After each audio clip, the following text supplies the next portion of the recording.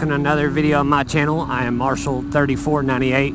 My channel consists of motorblog topics, rider reviews of some bikes that I've ridden, some first ride impressions, gear reviews that I currently own and have thoroughly tested, different motorcycle topics and advice, and a few drone videos of some scenic places where I live in the southern United States in East Tennessee, Tri-Cities area.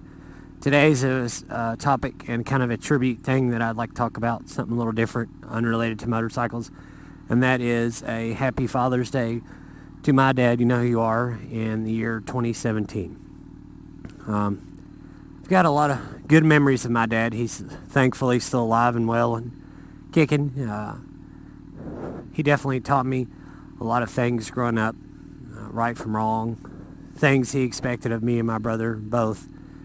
And didn't get a whole lot of trouble growing up, but when we did, it was for stuff that we weren't supposed to be doing, that's for sure. And looking back now on my past with wonderful fond memories of my father, being a dad now myself, it's really hard now to know how he did it all and still having patience with us and not getting upset over us, you know, when we were younger, of bothering him or whatever. But he worked so many jobs, we really 2 full-time jobs for over 20 years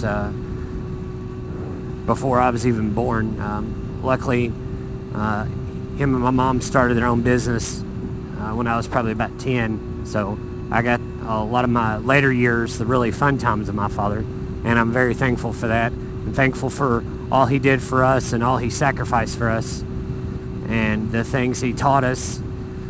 And I could talk about this in this video for 2 hours, but I'd bore everybody to death. But that's not really what this is about. This is just about a tribute to him and a way of reaching out to him, since I live about 350 miles from him now, where I have my own family and have kids of my own. And it's just, I don't know how he did it. I really don't. I don't know how he did the things he did without losing his temper, or when, you know, money gets tight and you get stressed out and work's overbearing and so on and so forth. But it's crazy to know how he did it all and kept as calmly as he did about it with all the things he had going on. And looking back now, like I said, I don't know how he did it, but I'm very thankful that he did. And of being a father of my own, I see now how hard it really was for him at times, I'm sure, like it is for me. When, like I said, life kind of really hunkers you down and makes you really be a good person when it's hard to be that way. And man, is you know, I always thought growing up, when he told me, you know, you wait till school and everything else is hard. Now wait till you get grown. And of course, as kids, we think we know it all. Of course, once we get to be, say, 10 or 11, like, yeah, whatever, okay, sure. And boy, is he right. But it's rewarding at the same sense. You know, I do all I can for my family, just like he did. But I'll never be half the father he was, I don't think. It's just life's really hard and life gets you down, and that's when I think myself, that's when you really need to buckle down with your kids and be thankful what you have and not for what you don't have. And that's the hard thing about life, I think, is you know, just trying to figure out, you know, where I go from here, what can I do to improve everybody's quality of life and myself as well, so everybody can have a better time and enjoy their years of growing up. And one of the best memories I have of my dad, and recently, is a couple years ago, I made a surprise visit to where I'm from, and I took this bike here, actually, that I'm riding now, and I hadn't had it very long, and went up and rode motorcycles with him. He has, I'm not sure of the year, I think it's like a 2006 or something like that, Honda Shadow 750. And he hadn't had that bike that long either. He just recently bought him another bike and started riding again. He rode me from like when I was in kindergarten, first and second grade, and then he got rid of it not long after that. It's just didn't have much time to ride it. It was a Honda Nighthawk 650, and boy, did I thought I was having a lot of fun.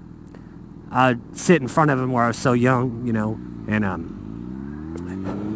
and work the turn signals and stuff, and I thought I was on top of the world, riding with my dad, my hero, and still is to this day. And it's just hard to really know how he did it all,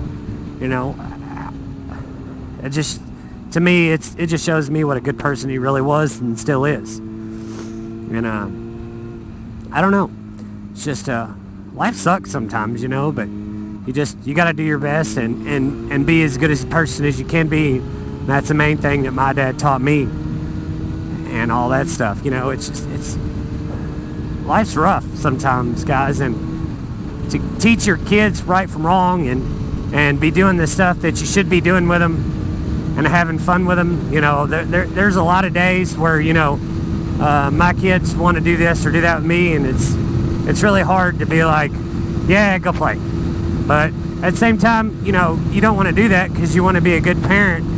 You're tired from work, you're stressed out, but that's not what it's about. It's about, making the best of the years you have with them, because before you know it, they'll get older and start doing things of their own, when they become, say, middle teenage years.